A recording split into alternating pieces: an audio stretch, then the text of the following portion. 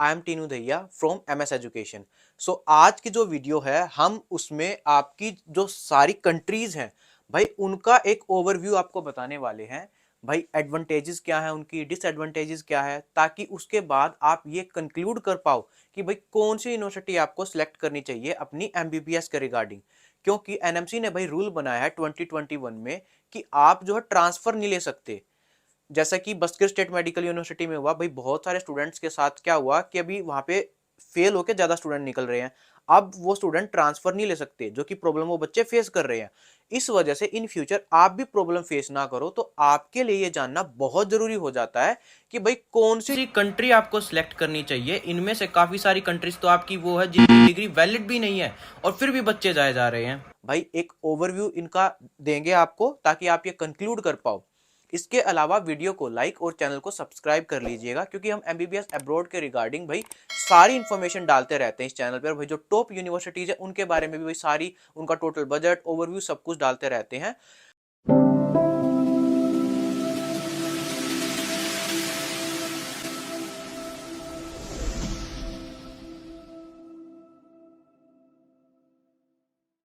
सबसे पहले हम बात करते हैं चाइना की। जी हाँ, चाइना की अगर मैं बात करूं तो भाई नियरली 30 to 40 लाख तक जो आपकी यूनिवर्सिटी जाती है, इस बजट में जाती है। अगर मैं इसकी बात करूं तो भाई इसका इंफ्रास्ट्रक्चर जो है वो भाई वर्ल्ड क्लास इंफ्रास्ट्रक्चर है। भाई 2021 से पहले क्या होता था, इससे पढ़ के जाने वाला बच्चे की जो इंटर्नशिप थी वो इंडिया में वैलिड होती थी। तो बच्चा जब इंडिया में जाता था तो भाई चाइना से पढ़ के जाने वाले बच्चों को इंटर्नशिप नहीं करनी पड़ती थी। अब 2021 के बाद क्या हुआ, इसका जो एक पॉजिटिव पॉइंट हुआ करता था इंटर्नशिप वाला, ठीक है, वो भाई अब नेगेटिव पॉइंट बन चुका था। इसका जो एक पॉइंट था इंटर्नशिप वाला, वो पॉइंट अब नहीं रहा था, ठीक है। अब अगर बात करें हम जियो पॉलिटिकल इश्यूज की, तो आप सबको बखूबी पता है कि चाइना और इंडिया के जो रिलेशन है वो उतने बढ़िया नहीं है। इन फ्यूचर दोनों कंट्रीज के बीच में क्या हो जाए क्या ना हो उसका कोई कुछ नहीं कह सकता, ठीक है। तो इसलिए मैं आपको चाइना सजेस्ट नहीं करूंगा ऑल ओवर। क्यों नहीं सजेस्ट करूंगा? Due to geopolitical issues. अब हम आ जाते हैं रशिया पे। देखिए रशिया एक तरीके से आपका एमबीबीएस अब्रॉड का किंग कहा जाता है। क्यों? क्योंकि आपके सबसे पहले स्टूडेंट्स अगर किसी कंट्री में जाना शुरू हुए थे तो भाई वो रशिया है। जी हाँ, और यहाँ पे वर्ल्ड क्लास इंफ्रास्ट्रक्चर है। सबसे मेन बात जो हो जाती है भाई, रशिया आपकी एक डेवलप कंट्री है, और दूसरा भाई सुपर पावर है और बहुत स्ट्रॉन्ग कंट्री भी हो गई। तो यहाँ पे आपका 15 to 40 लाख तक बजट चला जाता है, ठीक है। तो ये इसके जो पॉजिटिव पॉइंट्स हो जाते हैं। अब हम बात करते हैं भाई रशिया के नेगेटिव पॉइंट्स की। रशिया के अगर नेगेटिव पॉइंट्स की मैं बात करूं तो भाई इसमें जो है आपकी इसकी अच्छाई ही इसकी बुराई बन गई। कैसे? भाई इसके इतने सारे बेनिफिट्स थे जिसको देखते हुए ऑल ओवर इंडिया के बच्चे जो आपके सबसे पहले रशिया जाना प्रेफर करते हैं, ठीक है। रशिया की जब सारी सीटें फुल हो जाती है तब जाके तो आपके बाकी कंट्रीज के एडमिशन ओपन होते हैं। अब क्या हुआ, रशिया में कैपेसिटी से ज्यादा बच्चे पहुंच गए, ठीक है। बस्किर स्टेट मेडिकल यूनिवर्सिटी आप देख सकते हो भाई, वहां पे कितने सारे स्टूडेंट्स हो गए और डिपोर्ट किए जा रहे हैं, ठीक है। तो वो इस ऐसी ऐसी जो न्यूज है वो आपको भी सुनने में मिली होगी। काफी सारी यूनिवर्सिटीज ऐसी हैं, ठीक है। तो रशिया में आपका ये नेगेटिव पॉइंट आ रहा है, ठीक है। दूसरा क्या हुआ भाई, कुछ कुछ यूनिवर्सिटीज में भाई आपके हॉस्टल्स जो है फुल हो गए हैं यूनिवर्सिटीज के, क्योंकि भाई सरकारी हॉस्टल जो रहता है ना वो सबसे बेस्ट हॉस्टल रहता है। रशिया का सबसे बड़ा पॉजिटिव पॉइंट ही ये है कि यहाँ पे सरकारी हॉस्टल होते हैं। बाकी अगर कंट्रीज की मैं बात करूँ तो भाई उस तरीके के गवर्नमेंट हॉस्टल्स वहां पे देखने को नहीं मिलते, और गवर्नमेंट हॉस्टल में आपकी हाई फैसिलिटी और भाई एकदम बिल्कुल चीपेस्ट बजट रहता है, मतलब 1,000 रुपए पर महीना, जिसमें आपको फ्री किचन वगैरह भी प्रोवाइड की जाती है। तो ये इसका जो पॉजिटिव पॉइंट था ये भी नेगेटिव पॉइंट बन गया। कैसे? क्योंकि बहुत सारे बच्चे पहुंच गए। अब बहुत सारे बच्चे रशिया आ गए तो इस वजह से क्या हुआ, वो हॉस्टल्स अलॉट होना बंद हो गए। अब बच्चों को सेकंड ईयर या थर्ड ईयर से जो हॉस्टल्स हैं वो अलॉट होते हैं, ठीक है। अब अगर आप रशिया से एमबीबीएस करना चाहते हो तो अब आपको बहुत ही जागरूक होके आपको जो है एक यूनिवर्सिटी सिलेक्ट करनी है। अपने कॉन्ट्रैक्टर की पसंद से नहीं, बल्कि आपको अपनी पसंद से और प्रैक्टिकलिटी के बेस पे एक यूनिवर्सिटी सिलेक्ट करनी है। हमने काफी सारी यूनिवर्सिटीज का ओवरव्यू डाल रखा है अपने चैनल पे। आप होम पेज पे जाके भाई बाकी यूनिवर्सिटीज का ओवरव्यू भी देख सकते हो कि भाई क्या उनकी भाई टोटल बजट कैसा है, ठीक है, आपकी भाई वर्ल्ड रैंकिंग क्या है, भाई कब से स्टूडेंट जाना शुरू हुए थे, भाई हॉस्टल के रिलेटेड दिक्कत आ रही है, कैंपस कैसा है। तो सारी चीजें हमने बता रखी है। आप वो चीजें जान के अपने बजट के हिसाब से सारी चीजें मैच करके ही रशिया की अगर आप यूनिवर्सिटी सिलेक्ट करना चाहो तो ही सिलेक्ट करना, ऐसे डायरेक्ट किसी भी कॉन्ट्रैक्टर के कहने पे सिलेक्ट मत करना। तो रशिया में आपको भाई इस चीज का ध्यान रखना है, ठीक है। तो यहाँ पे दोनों पॉइंट्स है, अगर आपने खराब यूनिवर्सिटी सिलेक्ट की तो भाई आपके सामने बहुत दिक्कतें आएंगी, और भाई सोच समझदारी के साथ सिलेक्ट की तो भाई वो आपकी बेस्ट मेडिकल यूनिवर्सिटी होगी, ठीक है। अब हम बात करते हैं आपकी फिलीपींस की। देखिए फिलीपींस की अगर मैं बात करूं, भाई यहाँ पे आपकी 2 इयर्स तक का एक कोर्स होता था, ठीक है, जो बीएससी के इक्विवेलेंट होता था, और 3.5 की आपकी एमबीबीएस होती थी। तो भाई ये जो है आपका एनएमसी की गाइडलाइंस के अकॉर्डिंग नहीं है, क्योंकि एनएमसी की गाइडलाइन के अकॉर्डिंग भाई आपका जो है 4.5 ईयर्स तक की एमबीबीएस होनी चाहिए। उससे कम अगर आपकी एमबीबीएस है तो भाई आपकी डिग्री इनवैलिड मानी जाएगी, ठीक है। तो भाई फिलीपींस को हम आप सिलेक्ट नहीं कर सकते, तो फिलीपींस को कैंसिल कर देते हैं, ठीक है।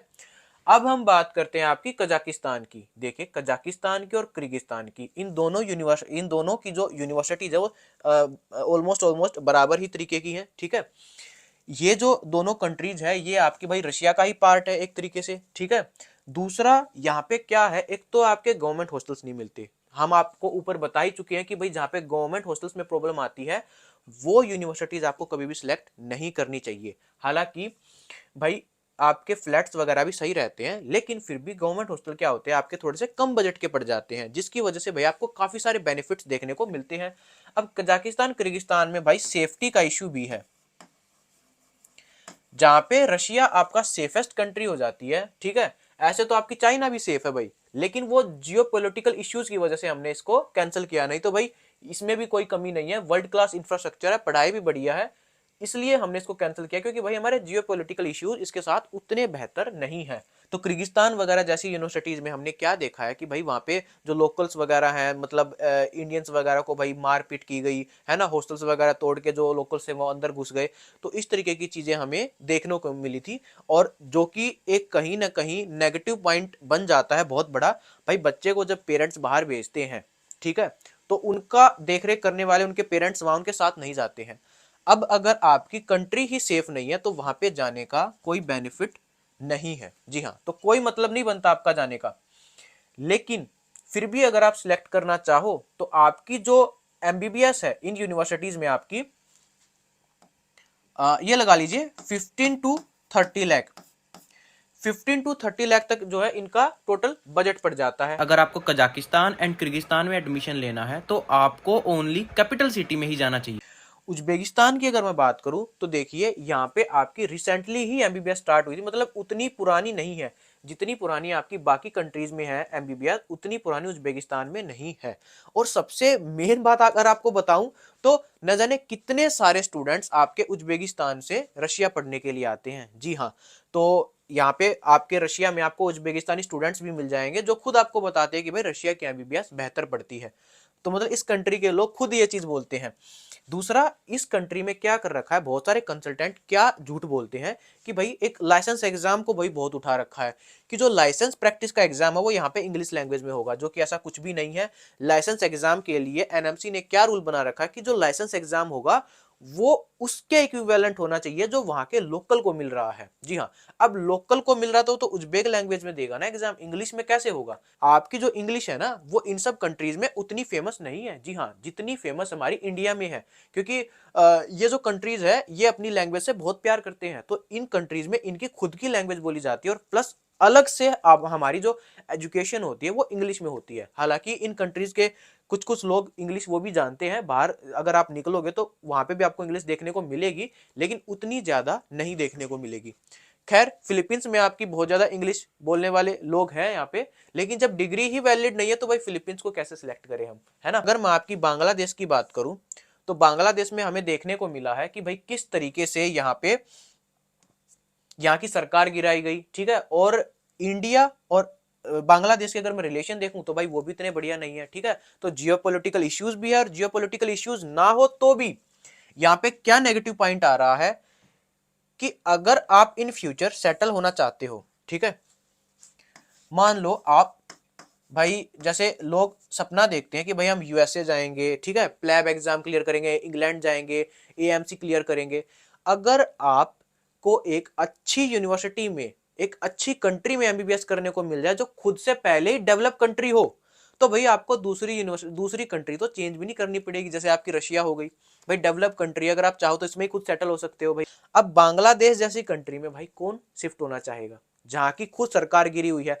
हमारे पास खुद डायरेक्ट बच्चों ने मैसेज किया, उन्होंने हमें बताया कि भैया किस तरीके से जो बाहर के लोग घुस गए और भाई यूनिवर्सिटी को जला दिया गया। हाँ, यूनिवर्सिटी जला दी गई भाई, बच्चों के इतने सारे पैसे मर गए, इतना बुरा हाल हुआ बच्चों का कि मैं क्या बताऊं। अब इसके साथ साथ अगर मैं यूक्रेन की बात करूं तो उसका क्या ही भाई मुद्दा उठाना, क्योंकि यूक्रेन का तो सबको पता है भाई सीन किस तरीके से वहां पे एक वो आपकी बेस्ट डेस्टिनेशन बन गई थी स्टूडेंट्स की। लेकिन भाई फाइट होने की वजह से तो सबसे ज्यादा जो मेन नुकसान वो भाई बच्चों के टाइम का हुआ और भाई कहीं ना कहीं जान पे भी बनाई थी। तो इसलिए जब भी आप यूनिवर्सिटी सिलेक्ट करो, एक ऐसी कंट्री में सिलेक्ट करो भाई, अगर कल को फाइट होती है, देखिए कोई कुछ नहीं कह सकता कि कब किस कंट्री की फाइट हो जाए। किसको पता था भाई चाइना और सॉरी अब इंडिया और पाकिस्तान का भी रिसेंटली भाई फाइट हो जाएगी, पता था किसी को? लेकिन हुई। तो किसी भी कंट्री की फाइट हो सकती है, तो हमेशा एक ऐसी यूनिवर्सिटी सिलेक्ट करो भाई जो आपकी स्ट्रोंग हो। कभी भी आपको स्मॉल जो कंट्रीज होती है वो सिलेक्ट नहीं करनी चाहिए, ठीक है। For example Ukraine. अब हम बात करते हैं भाई आपकी जॉर्जिया की अगर मैं बात करूं तो भाई यहाँ पे आपकी मोर देन 45, कहीं ना कहीं एक 45 से लेके 60 लाख तक की यूनिवर्सिटीज आपको इसमें देखने को मिल जाती है, ठीक है। तो इसका अगर मैं एक नेगेटिव पॉइंट बताऊं तो भाई इसका जो बजट है वो थोड़ा एक्सपेंसिव हो जाता है, ठीक है, ये इसका एक नेगेटिव पॉइंट बन जाता है। और दूसरा नेगेटिव पॉइंट, यहाँ पे आपको गवर्नमेंट हॉस्टल नहीं मिलते भाई, यहाँ पे तो है ही नहीं गवर्नमेंट हॉस्टल, ठीक है। तो एक ये नेगेटिव पॉइंट इसका बन जाता है। ओके, अब अगर मैं पॉजिटिव पॉइंट की बात करूं तो भाई पॉजिटिव पॉइंट ये हो जाता है कि यहाँ पे आपको इंग्लिश में पढ़ने को मिलेगा, आपकी जो डिग्री होगी वो इंग्लिश में होगी। अगर मैं बात करूं नेपाल की, तो भाई नेपाल में आपकी मोर देन 60 लाख, जी मोर देन 60 लाख में भाई आपकी एमबीबीएस कंप्लीट होती है, ठीक है। अब 60 लाख से ऊपर एमबीबीएस जाना तो मेरे हिसाब से वर्थ इट नहीं है, क्योंकि अगर आप इससे ऊपर देख रहे हो और अगर आपका बजट इतना बन पा रहा है, तो भाई मैं आपको सजेस्ट करूंगा कि आपको इंडिया से ही एमबीबीएस कर लेनी चाहिए, ठीक है। क्योंकि 60 लाख भाई कोई छोटी अमाउंट नहीं होती है, जब आप पूरी एमबीबीएस करोगे तो भाई इतने तो आराम से लग जाएंगे। खैर, पॉजिटिव पॉइंट्स की मैं बात करूं तो क्या होता था, 2021 से पहले नेपाल की जो इंटर्नशिप थी वो इंडिया में वैलिड थी। मतलब 2021 में से पहले अगर आप यहाँ से पढ़ के आ रहे हो तो भाई भारत में आके आपकी जो इंटर्नशिप है उसको मान्यता दी जाएगी। लेकिन 2021 के बाद तो भाई वो भी हटा दी गई, तो अब तो कोई बेनिफिट ही नहीं भाई, ठीक है। अब हम बात करते हैं आर्मेनिया की। देखिए आर्मेनिया की सीधी सीधी मैं बात बताऊं तो भाई यहाँ पे आपकी डिग्री वैलिड ही नहीं है। जी हाँ, पहले क्या है, आर्मेनिया में आपकी डिग्री वैलिड हुआ करती थी, ठीक है। लेकिन ड्यू टू सम रीजंस भाई इलीगल ट्रांसफर्स वगैरह लिए जाते थे स्टूडेंट्स के, जो बाकी कंट्रीज में फेल हो जाते थे ना, वो स्टूडेंट्स यहाँ पे ट्रांसफर लेके जाते थे। और भाई इस तरीके से यूनिवर्सिटीज की जब भाई ये नजरों में आई जो भाई बाकी एनएमसी के, तो भाई उन्होंने इसकी जो डिग्री है वो इनवैलिड कर दी। आप एक सपना देख के बड़े होते कि भाई हमें अमेरिका जाना है, प्लैब क्लियर करके भाई हमें इंग्लैंड जाना है, चीज की गांठ बांध लीजिएगा भाई। आपको यूएसएमएलई वगैरह क्लियर करना इतनी कोई आसान बात नहीं होती, बच्चों का खेल नहीं होता भाई, ठीक है। क्योंकि बहुत डिफिकल्ट एग्जाम्स होते हैं। सबसे बेसिक चीज रहती है भाई आपका नेक्स्ट क्लियर हो, क्योंकि भाई अब नेक्स्ट होने वाला है जो अब एफएमजी है। सबसे प्राइमरी फोकस आपका इन सब चीजों पे होना चाहिए, ठीक है। और हाँ, अगर इन पे नहीं, अगर आप सेकंड ऑप्शन देखना चाहो तो भाई आपका उसी कंट्री पे फोकस होना चाहिए जिस कंट्री में आप जा रहे हो, ठीक है। तो भूटान जैसी कंट्रीज में भाई जहाँ का कुछ इंफ्रास्ट्रक्चर नहीं, कुछ इन्वायरमेंट नहीं, तो वहां पे मैं आपको सजेस्ट नहीं करूंगा। अब हम बात करते हैं भाई पोलैंड की। देखिए पोलैंड की अगर मैं बात करूं तो भाई यहाँ की जो एमबीबीएस है वो आपकी भाई मोर देन 60 लाख हो जाती है, ठीक है। अब मोर देन 60 लाख हो जाना और पोलैंड में जाना इतनी दूर और भाई इतना खर्चा करना, तो कोई वर्थ इट नहीं रहता है। तो आपको इससे अच्छा तो भाई इंडिया में ही फिर कोई प्राइवेट कॉलेज देख लेना चाहिए। क्योंकि भाई जब भी देखिए अगर कोई बच्चा बाहर एमबीबीएस करने के लिए जाता है तो वो तभी जाता है ताकि उसका बजट कम रहे। अब जब बजट ही ज्यादा हो गया तो फिर क्या फायदा भाई बाहर जाने का, ठीक है। तो मैंने अपनी तरफ से भाई आपको सभी यूनिवर्सिटीज की एक एक्सप्लेनेशन दे दी है, ठीक है। अगर आपको फिर भी कोई डाउट हो तो भाई आप ये अगर कुछ भी आपको पॉइंट समझ नहीं आ रहा हो तो भाई आप इस नंबर पे जो है मैसेज कर सकते हो, व्हाट्सएप पे मैसेज कीजिएगा और व्हाट्सएप पे मैसेज करके आप सारी इन्फॉर्मेशन जान सकते हो। इसके अलावा भाई आप एक बेस्ट यूनिवर्सिटी भी जान सकते हो, और किसी भी यूनिवर्सिटी में अगर भाई आपको एडमिशन लेना हो तो आप उसके लिए भी हमारे पास कॉन्टेक्ट कर सकते हो। अगर मैं चीपेस्ट बजट की बात करूं तो जो आपका चीपेस्ट बजट है भाई वो पड़ जाता है आपका रशिया में पड़ जाता है, ठीक है, कजाकिस्तान किर्गिस्तान में पड़ जाता है। यहाँ पे आपका सेफ्टी इश्यूज आएगा तो इसको तो मैं आपको बिल्कुल भी सजेस्ट नहीं करना चाहूंगा यहाँ पे। हालांकि आप इसको सिलेक्ट कर सकते हो लेकिन उतना बढ़िया मैं आपको नहीं बताऊंगा। और चाइना की अगर मैं बात करूं तो भाई इसका भी हम कैंसिल कर चुके हैं, ठीक है। देखिए चाइना की अगर हम बात करें तो भाई जियो पॉलिटिकल इश्यू की वजह से इसको हमने कैंसिल कर दिया है। रशिया की अगर मैं बात करूं तो आप यहाँ पे सिलेक्ट तो कर सकते हो लेकिन आपको एक अच्छा कंसल्टेंट और भाई एक अच्छी यूनिवर्सिटी ही सिलेक्ट करनी चाहिए। अगर आप यहाँ पे बिना सोचे समझे कोई भी यूनिवर्सिटी सिलेक्ट कर लोगे तो आपके सामने बहुत दिक्कतें आ जाएंगी। रशिया में आपका ये पॉइंट हो गया, क्यों? क्योंकि भाई यहाँ पे आपकी काफी सारी यूनिवर्सिटी जो है वो ओवर पॉपुलेटेड हो गई है और बहुत सारे students year by year admission ले रहे हैं, तो इस वजह से स्टूडेंट जो है मैनेज नहीं हो पा रहे वहां पे, तो ये इसका जो है आपका नेगेटिव पॉइंट हो जाता है। फिलीपींस की अगर मैं बात करूं तो भाई यहाँ पे सेम डिग्री वैलिड नहीं है। कजाकिस्तान किर्गिस्तान की बात करूं तो भाई यहाँ पे आपका जो सेफ्टी इश्यूज आ जाते हैं, मैं आपको पहले ही बता चुका हूँ किस तरीके से वहाँ के लोकल्स वगैरह हॉस्टल्स में घुस के और भाई बच्चों के साथ जो है मारपीट की गई, तो वो कहीं ना कहीं एक अच्छी चीज नहीं थी। तो कहीं ना कहीं मैं सेफ्टी को नेगेटिव पॉइंट दूंगा यहाँ पे। उज्बेकिस्तान की अगर हम बात करें तो भाई यहाँ पे उतनी पुरानी एमबीबीएस नहीं है और यहाँ के खुद के स्टूडेंट्स भाई आपके रशिया जैसी कंट्रीज में बाहर पढ़ने के लिए जाते हैं।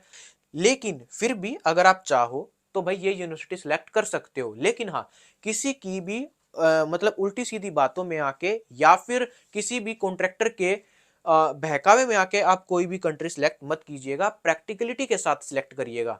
जब उज्बेकिस्तान है तो उज्बेक जो लैंग्वेज जो वहाँ की होगी उसी में आपका जो है लाइसेंस एग्जाम होगा। जैसे आपका रशिया हो गया, रशिया में जो जैसे भाई आपका जो गोस एग्जाम वगैरह होता है वो भी आपके रशियन लैंग्वेज में होते हैं। अभी रिसेंटली अगर मैं ओरल स्टेट यूनिवर्सिटी का ही आपको अगर बताऊं तो भाई 2024 में 100% बच्चे जो है आपका गोस एग्जाम पास कर गए थे जो कि रशियन लैंग्वेज में हुआ था। 2024 में 2023 में बताऊं तो भाई 2 स्टूडेंट्स जो है वो फेल हो गए थे। बांग्लादेश जैसी कंट्री को भाई हम पहले ही हटा चुके हैं क्योंकि यहाँ की सरकार वगैरह गिर गई थी। पीछे जो हमने जो माहौल देखा वो बहुत बुरा माहौल था और काफी सारी यूनिवर्सिटीज को जला दिया गया। इससे बच्चे की जान को भी खतरा हो सकता है, तो इसलिए मैं आपको ऐसी यूनिवर्सिटीज सिलेक्ट करने के लिए नहीं रिकमेंड करूंगा। अब जॉर्जिया की अगर मैं बात करूं तो यहाँ पे आप सिलेक्ट कर सकते हो, लेकिन यहाँ पे भी आपको हॉस्टल्स नहीं मिलेंगे, ठीक है, बाहर ही रहना पड़ेगा और बाहर का जो रहना है वो रहने का खर्चा बहुत ज्यादा हो जाएगा। और अगर मैं बात करूं आपकी बजट की तो बजट भी बहुत महंगा हो जाता है, ठीक है। नेपाल की अगर मैं बात करूं तो भाई आपका इंफ्रास्ट्रक्चर उतना बढ़िया नहीं है और भाई अब इसकी जो इंटर्नशिप है 2021 के बाद वो भी इंडिया में वैलिड नहीं है, तो भाई इसको भी मैं यहाँ पे आप चाहो तो सिलेक्ट कर सकते हो। लेकिन भाई 60 लाख बहुत ज्यादा बजट हो जाता है, कोई मतलब नहीं बनता। आप चाहो तो इससे बढ़िया इंडिया में ले लो, ठीक है। अब अगर बात करें आर्मीनिया की तो भाई इसकी भी डिग्री आपकी वैलिड नहीं है, ठीक है। भूटान की अगर मैं बात करूं तो भाई आपका बहुत गरीब कंट्री हो जाती है, इसमें जाने का कोई मतलब नहीं है। पोलैंड की अगर मैं बात करूं तो भाई बजट हद से ज्यादा हो जाता है, तो इसमें भी जाने का कोई मतलब नहीं है। और अगर आप चाहो तो भाई इस नंबर पे मैसेज कर सकते हो और हमसे जान सकते हो कि आपको कौन सी यूनिवर्सिटी सिलेक्ट करनी चाहिए और कौन सी यूनिवर्सिटी सिलेक्ट नहीं करनी चाहिए। जी हाँ, तो आज की वीडियो में बस इतना ही, मिलते हैं एक और नई वीडियो के साथ।